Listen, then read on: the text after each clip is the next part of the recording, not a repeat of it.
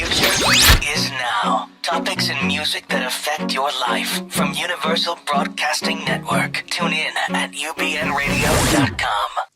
Hey, everybody, it is Wednesday, October the 28th. I'm Emerson Collins. And I'm Del Shores. And you're listening to The Del and Emerson Show. Straight talk. Real gay! Yay! It is our Slutty Halloween show. You can't see them, but there are like go-go boys and assless chaps and things, and it's a Slutty Halloween. And look at Del Shores creeping me the hell out. I don't know how long I can last like this, but I love the eyes. If you're listening later, Del has his Halloween costume like partially presented today. And that's it. No, this is terrifying. This is it. That's well, all I meant partially presented, like that's all we can see. Oh, I see. But yes, look, if you can see him on the camera, like his eyeballs, it's very like I don't know. It's like dead eyes. Yeah, it is. Dead eyes. It is. It's like people whose dreams have just died. There we go. Died. Here, I'm gonna do it on Facebook. Well, now you ain't on camera. I'm on this camera. I'm on this camera. There's so many cameras. How are you, Emerson? I'm good. How are you? How was your so- adventure last week? My adventure was amazing. I had such a good time. It was spontaneous. I did it at the last minute. Went to New York, saw Dames at Sea. I love the opening. Got to hang out with Rosie O'Donnell and Lisa Lampanelli. Just name dropping a little bit. Pick that up, will you? No, that's heavy. Okay. Whoa.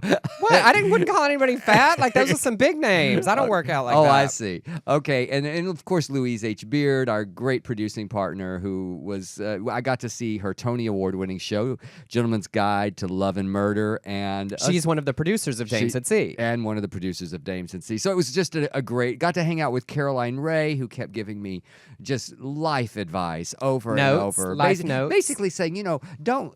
I don't do this. But here's what you should do. This is what we should do. So that's a good plan. I mean, yeah. So we're trying. She's just got some notes. She did. For she your gave life. me. We're going to talk about some haters later on, and she told me something that I've been trying this week. She said to ignore them more and to focus on all. How's that going? It's hard. Are you fucking kidding me? For you, I feel like for me not to. It's like asking you to pick which dog you're gonna kill. I mean, that you're right. It's so difficult, and I've literally started. Because I get these messages, John. I get messages that are mean and evil, and I Why do you think that is? Well, I go with this mouth, you get some hate.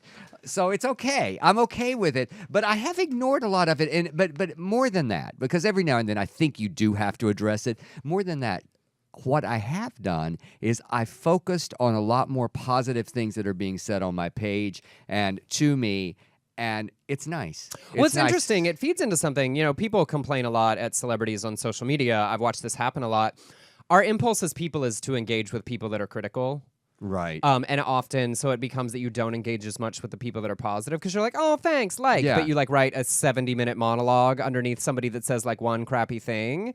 And it becomes a sort of reinforcement for the supportive fans that they're not as worthy of engagement as the people that are terrible. I see those sort of tweets all the time. Like, why don't you ever retweet positive people, respond to positive people? So it's an interesting thing when you think of it that way too. But that doesn't really apply to you because you engage with everybody. Well, I do, but I do feel like that sometimes that there are those who are not worthy of your time and energy. It's a lot of time. Yes. So anyway, speaking of time, let's move on. How was your week? It was good. Been busy. The People's Couch last night, episode 4. And I have to say, and we talked about it, Del slept through part of it, and so I'm going to tell you a couple of things that happened that you probably didn't get to see yet.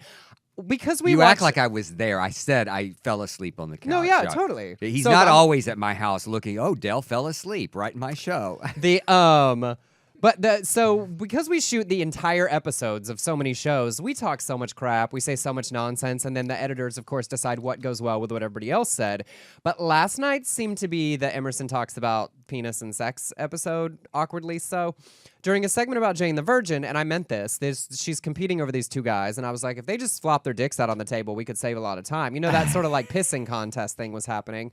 And then we were talking about sex in public, and I talked about, the different kind of sex in public places you could have. And that's not what the show was about, which was disappointing. And then finally, I did a long bit about how I was technically a virgin because I was saving myself for marriage to a woman. And then the whole gay thing happened, is the way I said it on television. And I actually did see that. And so there was a little bit moment of like, and I stopped getting embarrassed a long time ago. It's a waste of your time and energy. If you did something, own it. If you said it, back it up or apologize. But I did have a moment of like, sorry, Mom. Like, I'm not really embarrassed, but like, sorry, Mom. That And she well, does and also, watch the I show, always right? think like what can be bleeped, and sometimes because the most offensive things I say never make it into the show, and they shouldn't. And so sometimes I say stuff, and I'm like, whatever. I'm amusing us. We're having a good time. It'll lead us to something else funny. And I was like, oh, a whole lot of that was on the show. But it was super fun. I think they're getting a little bolder. I think FX has set the bar pretty high on what can be said and what is said on basic cable now. Yeah. And so I think they're getting bolder with what, But for us, it's not even about what can be said. I think what people like is that we stick to snarky without ever really crossing into like genuinely just mean and offensive, which I think is great. It's why a lot of people really enjoy it and watch it as families together.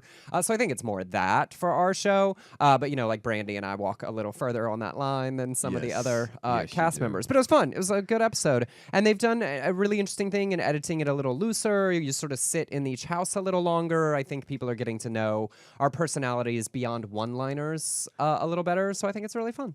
I really enjoyed it. I told you I love the moment where they just featured you fixing your hair for a minute without saying anything. I mean, they could do a whole hour show of me playing with my bangs, let's be honest. Anybody watching our radio show, I've got headphones on, and I still always got to futz with it, play with it.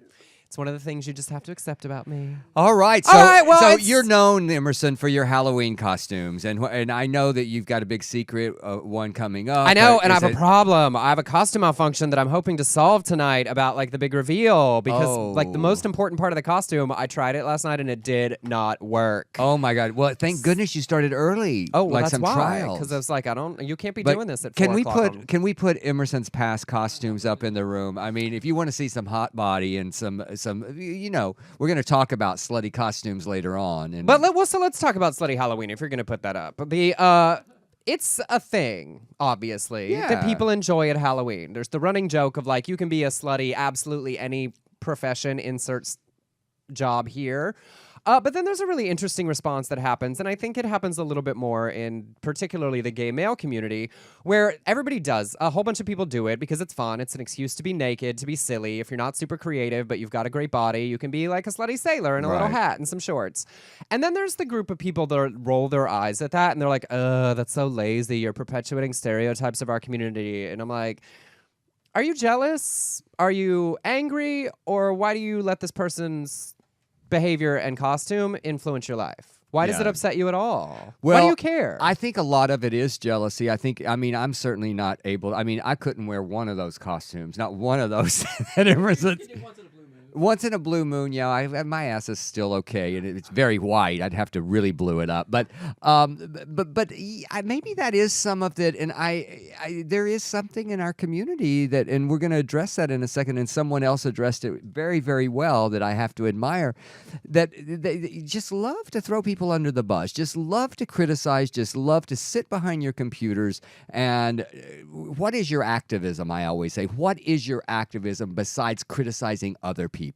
Well, and I always go to, if they don't represent you, great, they don't represent you. But I feel like people forget that for so many of us, because our masculinity was questioned, or for those of us that were either really fat or really skinny as kids that weren't good at sports, some people as adults have made active changes to change that. They either work hard on their body, and there's an element of, what do we want from people? We want everyone to have perfect bodies, but we don't want them to be super proud of it. We want them to like not really be aware that they have a perfect body, so we can lust after it, but like not realize it. But if they post a shirtless photo, then they're asking for the compliments, and then we don't want to give the compliments, but we'll give thirsty compliments to straight celebrities who's shirtless in some GQ magazine photo shoot. It's like, there is no way to win. There's no way. Yeah. And for me, like, yes, I've done a whole bunch of slutty naked costumes, and yes, I try to make it sort of smart along the way as well. But mine, it's a reaction to that. Like, I hated my body. I've always hated being crazy skinny. We've talked about it a number of times. And part of my reaction to that is to own it. And Halloween is a time where I can say, I don't care. Right. I don't care what you think.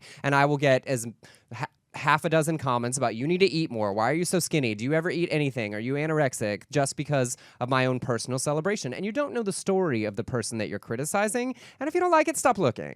Yeah, and sometimes it's just shut the fuck up. But I have to say that my favorite costume that I've ever been in, I don't do it that often. You know, if I'm on a cruise and we're sort of required, I'll do something. But I was once a part of a bunch of church women called the CLAP, the Christian Ladies Against Pornography. Yes. And I really loved all the slutty costumes because I would go and lay hands on them, trying to heal them, trying to rid them of all of the demons that cause them to be so slutty. It's good. And many of them allowed me to touch the. You know, it's amazing what you can get away with in drag. Laying on your hands. With the Bible in your hand. So that was mean, really just an amazing night for me.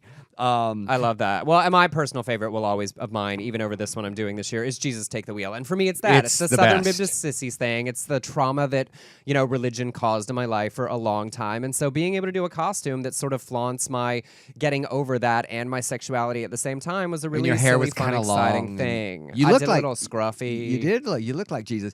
I have a costume I would really like, and maybe there's you know, I've gotten in trouble for saying the word midget in my shows, and so I'm going to say little person today on the show. But I always talk about, you know, one of the things I love about gay midgets, gay little people, is that they can go up on you. I think it would be great to have a little person like on a skateboard or something, just with a fake dick on me and him blowing me. What you gonna call it? And you push it. Just just going up on me. Oh, there it is. There it is. I think it would get a lot of attention. I definitely concur. Yeah, I concur. But I have not been able to find that person. I haven't put it out there, you know, like I should. Yes. But so I'm putting it out there. Next year, anybody wants to be one of those group costumes, a duo. You just need one other person. Just one other person. And also, like, I get sort of exhausted at the, like, offended aspect of Halloween costumes. I get it. Like, blackface is terrible. Don't do that. Don't be stupid. And, like, being a, like, terrible American Indian, Native American in some awful, like, slutty, like, don't make other people's culture slutty. Like, I get that as well. But, like, after a certain point, people become exhausting. With, well, like, what about the dead lion and the dentist, when a lot of people are doing that and people are very upset about that? Why are they upset about that? The dentist is still alive. Okay. Is it like what are we to be on? Are we offended on behalf of the lion? And what about Caitlyn Jenner? Do you feel like that's disrespectful? That Well, there's so many? it's certainly disrespectful, but I feel like that's part of it. Like, if you do it, people are going to react to it, so you get the reaction you get. And if people think it's terrible, they're going to tell you it's terrible. I think that Caitlyn with all of the Kardashians is a great that's also, a great group. Like any other costume, it's how you do it. Like, if you're the dumb frat boy dressing as Caitlyn Jenner, trying to make the, like, she's really a dude joke, you're a horrible person. But, like, we should dismiss them. Or a half and half one, which I'm sure they're going to be. We should dismiss them. Right. But also but to me, that's sort of creative. If you talk about, like, the journey, like how that's done. If a trans person went as, like, half and half, that's an interesting, like, sometimes it's in how you read it and how you present things. I honestly, and this is terrible, I'm gonna say it anyway, y'all batten down the hatches. I got so irritated one year at the, like, I'm so offended, and I don't remember what the costume was. I was like, everybody take a deep breath. I was like, one year I just want to go. I want to paint, like, a quarter of my face in blackface, a quarter of my face in yellow face. I want to have, like, a dead baby hanging from between my legs. I want to put on, like, an Indian thing. I want to, like, put on it with a Hitler mustache and just go and have people, what are you? Offensive. We did an episode of Ned and Stacy when I was on that show where Greg German's character went as Charlie Chaplin, but by the end he looked like Adolf Hitler, and he rehearsed it all the way up to shooting, and he got scared. And we had to rewrite it at the last minute. And I thought that was so brilliant. I loved that. Well, obviously, I have not done that costume because I'm not really interested in being the, like, November 1st internet pariah photo. But there is an element of, like, I think protecting the way minorities that are in danger. That's why I think, like, the Caitlyn Jenner, like, if you're making fun of her, the trans community actually faces genuine, horrifying discrimination and danger and violence. That's important. I think when you get to, like, just general sensitivities about, like, that upsets me, that's, like, take a deep breath. Well, let's talk about Jack Meridew and Yes. his video. Go for it. Well, he made Jack Meridew made a video, and I watched them both, and we've got the He's a links to YouTuber. a YouTuber, yes, of sexy Halloween costumes available, and showed them to his mom to judge. I fell in love with his mother watching these because she was so cute judging them, and she never went, "Oh, that's too much." Nothing. She was just like, "No, that's a 5. That's a 4." There was the clown costume, underwear, bow tie, sexy sailor underwear, collar and cape, police harness and underwear, then a sexy nerd, which was actually my favorite. I think we have that one up in the room. The comments, then it went pretty viral, and then it went on a lot of, like New Next Now and Queerty, and he just got ripped to shreds. So he responded with another video about the hate, and he said all the hate came from gay men, and he goes, "It's weird. Come on, gay men. We're supposed to be brothers. We're a big fucking family, and you can't choose your family. So I'm that brother that you want to get rid of, but you know what? You're fucking stuck with me." And if you get to the end of that video, at the very, very end of the video where he chastises and says, "Hey, this is bullshit," he says some really, really amazing things. He says, "Listen, let's go after Kim motherfucking Davis.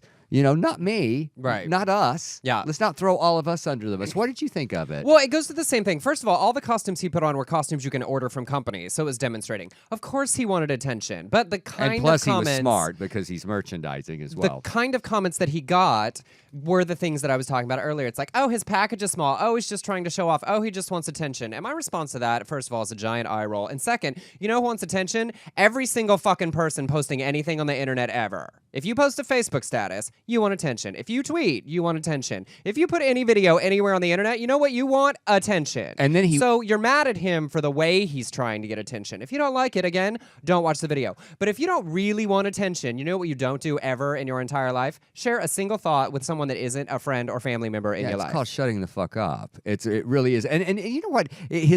What was really kind of irritating to me was that some people went after his mother. Well, there's a line drawn when a mother is that supportive or that kind of support, and it's like, come on, we all wanted that mom. I can't imagine showing those kind of costumes to my mother.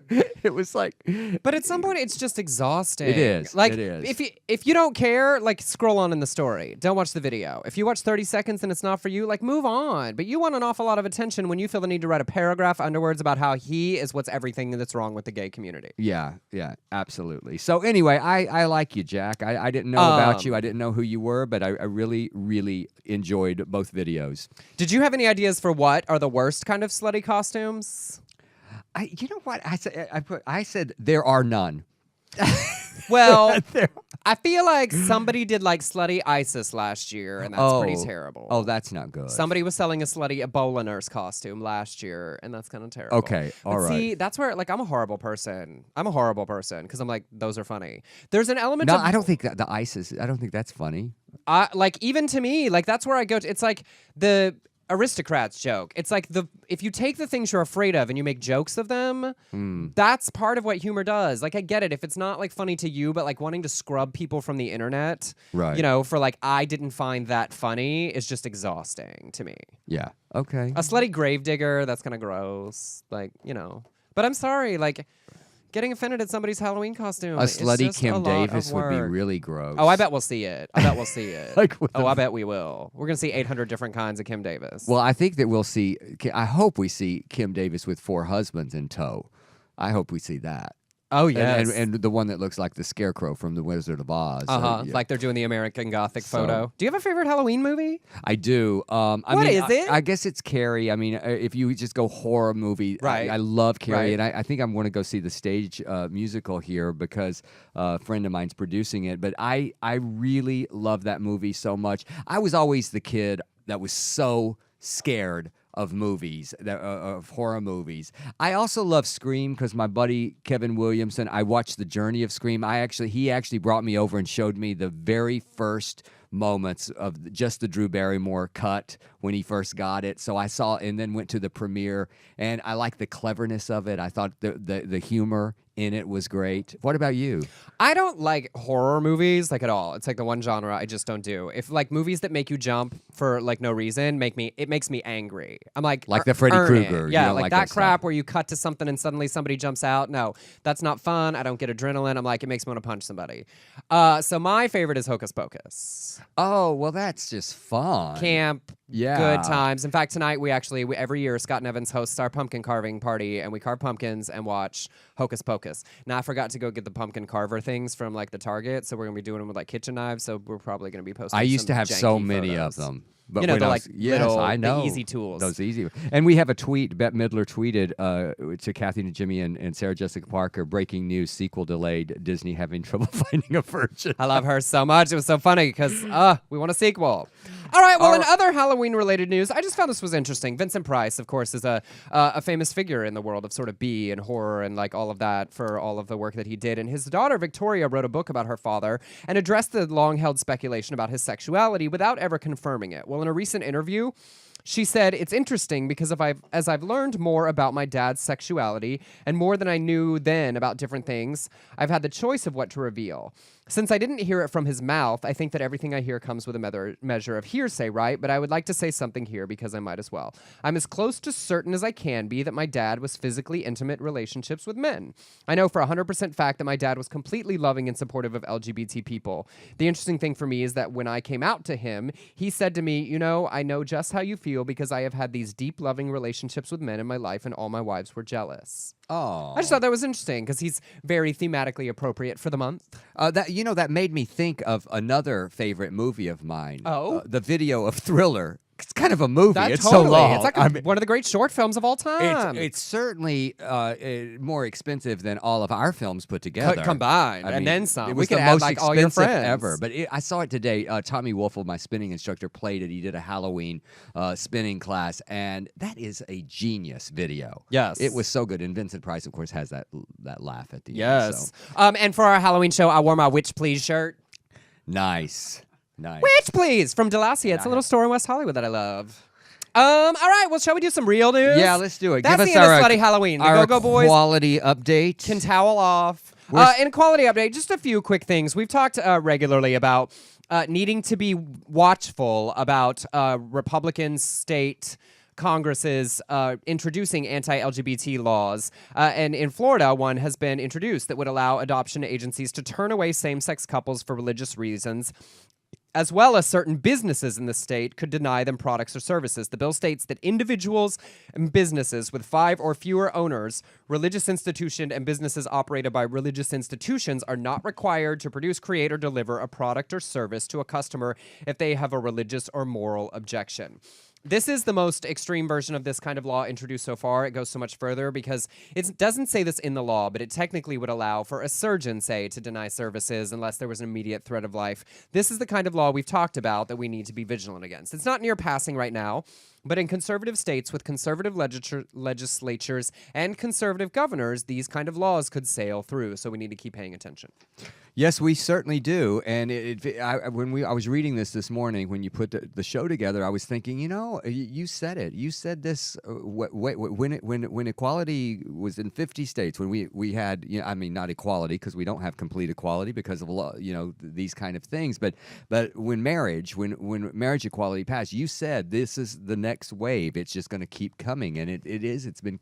I was wondering. I wonder how long it will be before this all dies down, and I don't think it's going to die down before this next election. Oh no, and I think far after it. Yeah. I mean, I think this is an issue. This religious freedom versus LGBT rights is we're going to continue to see this. Houston is still working on that HERO ordinance for their vote in a week and a half, I think.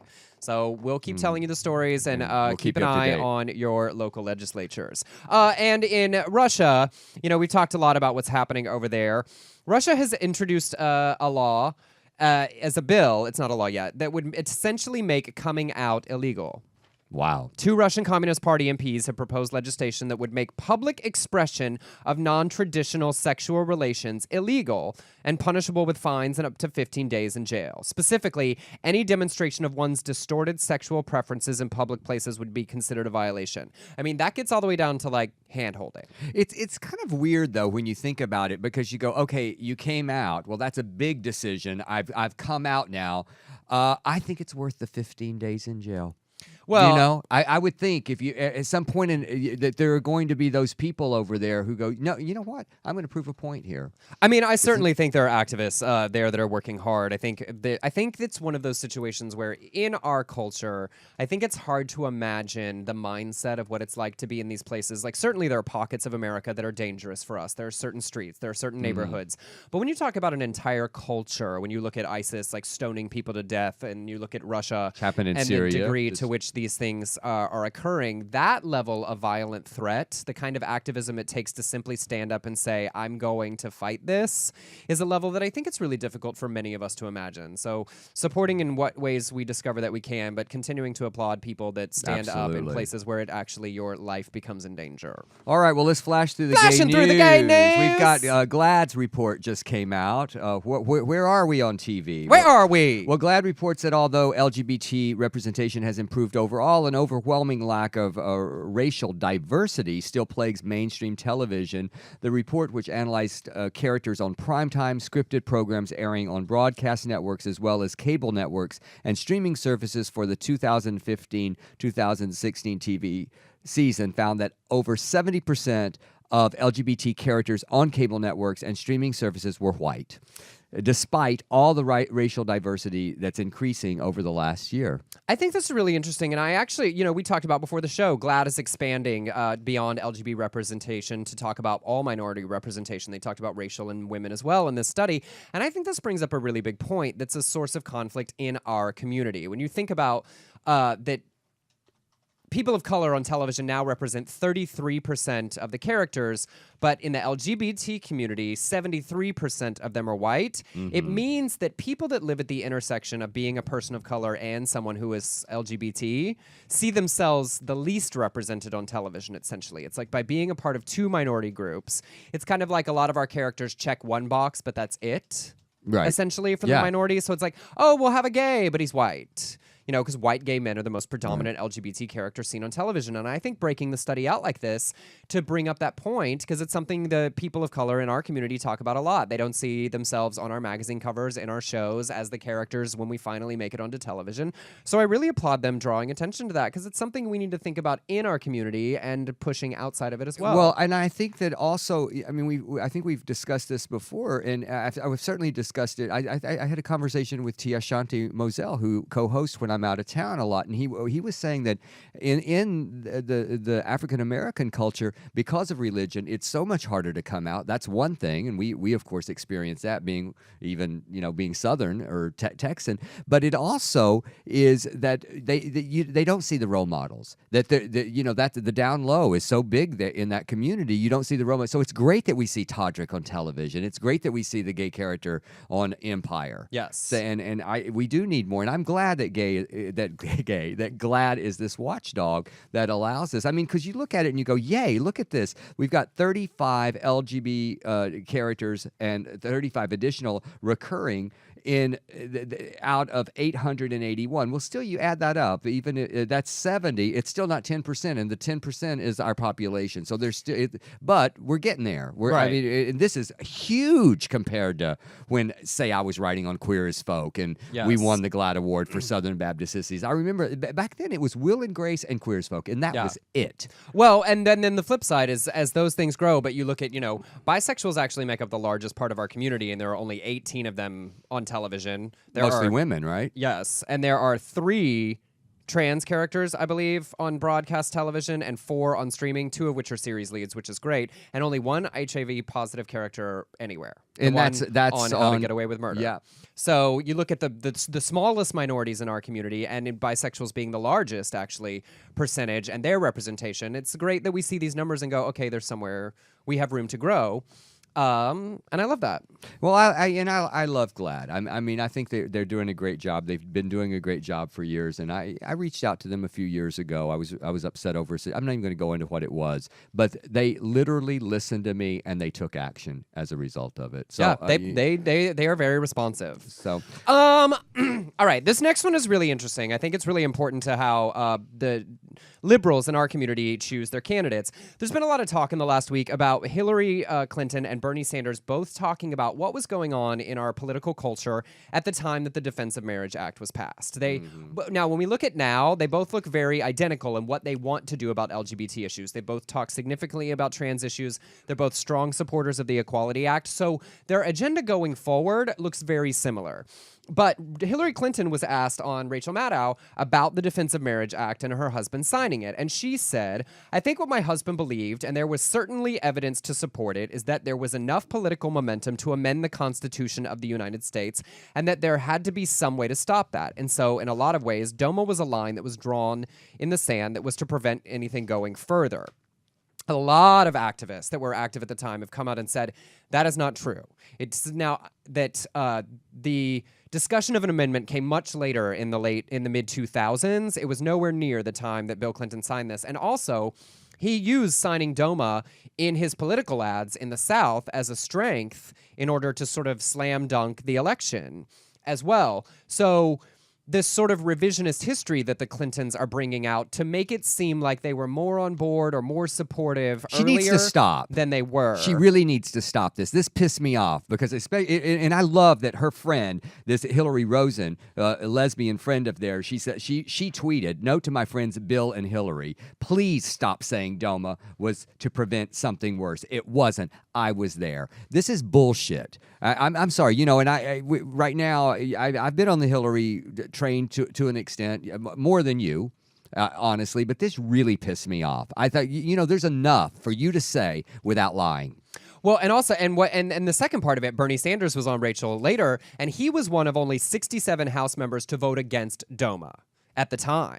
Like, everyone voted for this, and part of what, and Bill Clinton said in advance he would sign it. It was a veto-proof majority. Even if he had vetoed it, it could have been repassed by the Congress. But Bernie voted against it. Now, at the time, he's spinning it a tiny bit too, because at the time, his chief of staff said that it was about reserving states' rights, which was sort of a nice way to spin. But the vote is the vote, and the vote is what counts, regardless of the reasoning. And here's what I think this represents for the conflict between people like me that will vote for Hillary as the Democrat if that's what ends up happening, that aren't so in love. Because this is an opportunity for her to just be honest and say, you know, at the time, it wasn't going to win. He couldn't afford to spend the political capital on an issue that was definitely not going to win. And so he had to make a political decision in order to make other decisions on other issues that is the job of the president at the time. That's honest. That's really what happened, you know? She came late, but she came late to this party, and to sort of disingenuously talk about what happened in political speak and not just be able to be sort of honest about the situation is why a lot of liberals are still resistant and sort of begrudgingly support her and sort of are enjoying Bernie Sanders' approach to like, this is what it is. This is what happened. It didn't matter that it wasn't politically expedient. I voted against it. That was a very good impression. Well, here, you know, I mean, with President Obama and with Hillary, with say their change in their gay marriage stance, and I'm so appreciative of that. I'm so grateful of that. But I do think that there's been a lot of speculation, not just me, that perhaps they always agreed that gay marriage was, but they couldn't do it for political reasons. I wish someone would just say that.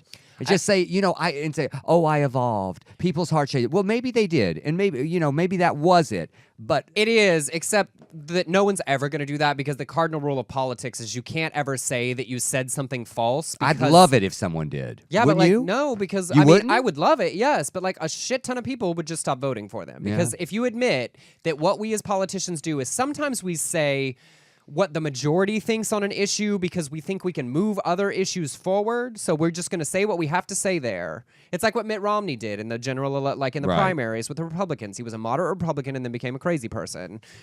So yes, it would be nice, but I just don't think we'll ever see it because they can't admit to us that, yes, sometimes they lie because our country isn't ready on a certain issue, no matter how much a small group of people really wants it to be. And we're talking about a time period when no candidate anywhere was talking about marriage equality. So, like, let's not get it twisted. It's not like there were a ton of Democrats standing up and saying, it's time. And Bill Right. was like, no. No. But I think the way you talk about history, you have to be honest about what actually happened in order for us to trust you going forward.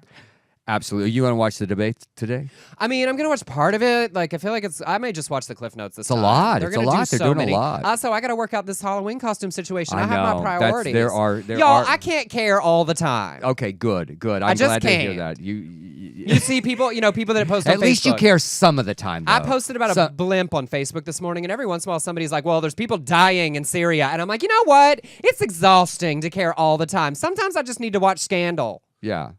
And Leave me then there's always alone. that- There's I'll always get up that and little, care well, again name one. Name one. I'll get up and care in the morning. I realize my privilege is showing, but y'all, it's exhausting. I can't be angry and worked up all the time. And we have to have some humor. We have to have some, it's like when you're a writer, every night you write, in, say, just my own work, Blues for Willie, and you're going to beat up someone. Well, then you have to have some humor or a song Yes. afterwards because people Yes. do get exhausted. yes, I can't okay, be let's move passionate on. about every issue. All right, we're going to do this Tell a next story, yes. Okay. I like this one. Okay, 20 years after someone gave some hate to somebody, they apologized in a letter on Craigslist. Now, Emerson and I have had a conversation already Tell the story, and about then I'll this. tell you what I think. A man in Nebraska published an apology to a young gay couple that he taunted 20 years ago in an anonymous letter, big anonymous letter, posted on Craigslist. He said, "Dear young gay couple, 1993, you were sitting together on the curb near the entrance of Worlds of Fun. I was walking in with my church youth group. I was 17 and bigoted, taught that you were wrong and sinful. I looked over to see you together, relaxed and confident, and I said out loud, 'Ooh, gross.' As we walked away, I felt a prick of shame. Outwardly, I acted as if you should be ashamed, but for over 20 years, it was me who carries that shame. I'm writing this today to apologize for my behavior." He then goes on to say he's so sorry for ruining the special moment that they had, treating them as second-class citizens, and he wants them to know that shortly after this youth group trip, he says, "I entered college and my whole world changed. My learned bias and my belief in homosexuality as a sin was flipped upside down as I was exposed to new people and new ideas. I have walked away from the religion that taught me to hate. Wherever you are, I hope you're still sitting close with a loved one and living a wonderful life." So I said, "Oh, it's touching. It was touching." And then you started dissecting. Well, you started dissecting it. And I'm kind of Well, here's my response. okay. He gets the slowest clap. I'm sorry. This is absurd. Do you have that one, John? This is absurd. What does he want? A cookie? He is 37 years old, and he said, "Ooh, gross," to a gay couple a long time ago, and he posted it anonymously on Craigslist, and I'm supposed to applaud this? Bite me. Eat me. I don't care about your life. If you're really apologetic for something that you did and you want to talk about how your view of the world has changed, post it under your name on Facebook, and I might applaud your story. All right. Okay. Like, you are 37 years old. And it could be fake. It could. I just kind be of a- hope it is, because if it's real, it's sad. If you're 37 years old and you can't say I treated somebody terribly this when is I was my 17, name. and I feel the need to share the story with the world, but I can't attach my name to it, I'm not applauding And on you. Craigslist, if it had been picked up by Queerty, I don't think anybody would have read this. I don't think that couple's going to find them. But at first you're reading it, and I was so, oh, how touching. And then Emerson starts picking it apart, and I sort of hopped over to your I'm sorry, like, your really. bandwagon. Like, Is it your bandwagon? like your train? if you're a 17-year-old and you're like, my church group and I, the other day we did this thing and I feel terrible about it and I don't want to tell my church group, and posted it on Craigslist, that I get. Sir, it's been 20 years. And like a whole lot of the country has come around too. You're anonymous. Really? Your eyes got all open, but you can't tell the story for real because you're ashamed of your behavior 20 years ago? Bye. All right. Well, let's move on. Moving on. Let's see. Oh, do Adele. Last week, we talked about Adele coming back in her 30-second commercial. Adele Shores wasn't here, and she's one of his favorite topics. On Friday, she released a video and song that broke the internet. Somewhere, Taylor Swift is crying crocodile tears about Did you Adele see breaking that her little record. that Tumblr thing where Adele's like moving through a crowd and she just knocks Taylor Swift off? Yes.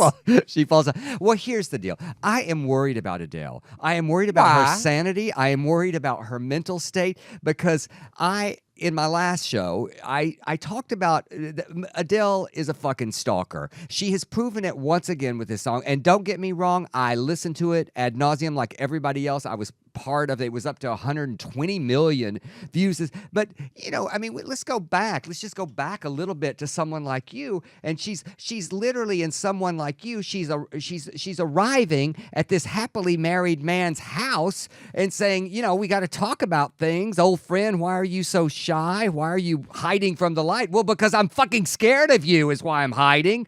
He says, I hate to turn out of the blue uninviting. It's like, okay, get the fuck off of my porch. This is why we broke up. Well, then this new song, she says, I was wondering, hello, it's me. I was wondering if after all these years you'd like to meet to go over everything.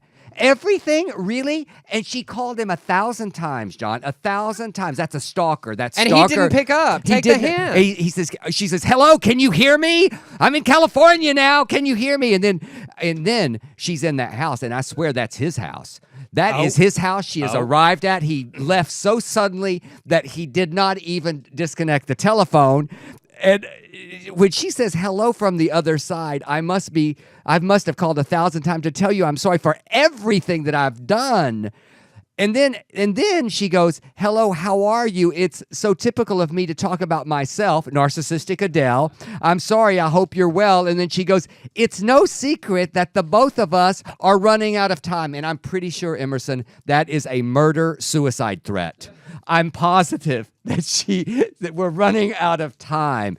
But just so you know, I mean, Emerson said it. I'm going to use it in my stand-up. I'm not giving him credit, but I'm giving him credit here. He says, Adele just dropped a single. She's dropping her album on November 20th, just in time for the holiday suicide season. I mean, here's the thing. She's crazy, but I hope she doesn't ever get therapy because I freaking love this song. Oh, because she is so amazing that she has co-opted the word hello. Y'all, it is a greeting used 1 billion times an hour by people everywhere, and now every time somebody says hello, you hear Adele. I know. I love it. But when I hear, hello, it's Adele, he goes, oh, it's fucking Adele. She's calling again. What the fuck? I love it, and I'm glad she's back, and I can't wait to hear the rest of it. Okay, in the comedy that I do about Adele, I love her. I think she is one of the best voices we've ever had. I love that she's 19, 21, and she's it was 2 years, and now it's 4 years. It's going to be. I love that we're going to chronicle all of her albums. Adele 78. We're going to have Adele 70. I love that about her. And I feel like we all have to be honest in our lives when we listen to this song and say, in the various relationships we've had in our life, are we the person getting the phone call from the person who treated us terribly, y'all? Or are you the Adele? Because I'm not gonna lie, I can think of at least one circumstance in which I am definitely the Adele. Were you the one calling over and well, over? Not every literal lyric, but the person that's like, hey, can we talk about how I treated you terribly? Are we sure this is over? Because That's what you're really saying. I think it's more like she's like selfishly wanting her own closure because she's like, I haven't done much healing. She's like, what I need is closure. Can you help me with that? I think she maybe just stopped drinking and now she realized what an asshole she was. I don't know. It's very complicated. What she is a totally normal person sitting at home with that husband and that baby going, what's universal things I can talk about? Here's a genius song. But do you think, honestly, I mean, if that is the same person that she wrote about in Someone Like You, he has a reason to be very, very frightened. He does. You have to admit that. And if you want to hear me talk about Adele and you're in L.A., I will be on stage at Uncabaret at 8 o'clock. It's going to be on my fan page. No, it now says 8 o'clock. Oh, okay. So it's 8 o'clock. They never start on time Sunday anyway. night. Sunday night here in L.A. at Oklok, and I love performing. Alec Mappa and Michael McDonald will be performing on the same stage. Flashing on. I love this because it's absolutely absurd. Former professional boxer Yusuf Mac Attack Mac is 35, and he is attempting to cover up his tracks with a tale of twisted deceit after someone connected the dots and discovered his hardcore gay porn threesome living on the internet. This man is straight and apparently the father of 10. Whew. I mean, that's what Queerty said. And he says, my whole life I've been what they call a whoremonger. I love females. The only time I touch a man is when I'm in the ring fighting. Now, this is his story about how he ended up in a gay porn threesome that has been discovered on the internet. He says he was in need of money and he agreed to do a straight porn shoot to make ends meet after answering the offer on Facebook. He traveled to an address in the Bronx where he says there were naked women roaming about the building, straight porn. And he needed a drink, and they gave him a pill and a shot of vodka. He remembers nothing else until he woke up on the train with $4,500 cash stuffed into his pocket. And a sore ass. Literally like the seventh story. I love that you stole my punchline from yesterday. Well, I noticed you weren't going to go there. I wasn't done. It was literally like the seventh act from like he had it coming from Chicago. It's like BB Newirth being like, and then I woke up with a sore asshole. See, that's where the punchline went. With a sore asshole and $4,500 in his pocket This before is why he we even don't have realized that he left the sponsors. building. Apparently during the blackout, a fully conscious-looking Mac performed a hardcore threesome with 2 other men available on the internet. At the time, he took the money, but now he's vowed to track down those responsible, except he can't remember his Facebook password. Oh. So he guess he's not going to find them. But if you, there are ways to retrieve it. I mean, yes, that is not the biggest hole in the story. His is. But now, look, rape isn't funny. Drugging people to have sex with them isn't funny. However, using that as an excuse for like a fully active, involved, It feels like a lie. Like you stood up and participated in a Did you watch it? You said you were going to try. I tried to find it. I could not find the video. I ran out of time prepping for the show, but I did find a little picture that we could put up there that was not too pornographic. I mean, but 10 kids, they need to eat. I mean, he had to get some money. He was out. So can't fault him for that, but I know, right? All right. To do the next one, because I actually think this is more interesting and relevant. The than Indiana nonsense story? stories. Okay. Yeah. We got Indiana anti-LGBT Republican has been outed for an Adam profile. This is a very interesting story to me. I actually, there's something I like about it. So Yeah, because Brent Randall serves as a radio voice for Goshen High School football and basketball on ElkhortCountySports.com. He's running for a Republican for Goshen's District 5 City Council seat, and he has been outed for having a profile on Adam for Adam. Shockingly, Republicans came quickly to his defense. Here's the quote: "My life has changed a lot over the last 6 years since my divorce. The profile page is still active. I do check it. I do talk to people. I've never met anyone from that profile. I do enjoy meeting people from different walks of life. I don't even know if I consider myself bisexual or not. I just experimented a little, and when I was single again." He went on record last week during a candidate forum that he was against amending the city's civil rights ordinance to include sexual orientation and gender identity. I don't know why they feel they need special protections when there are other categories that might need protections.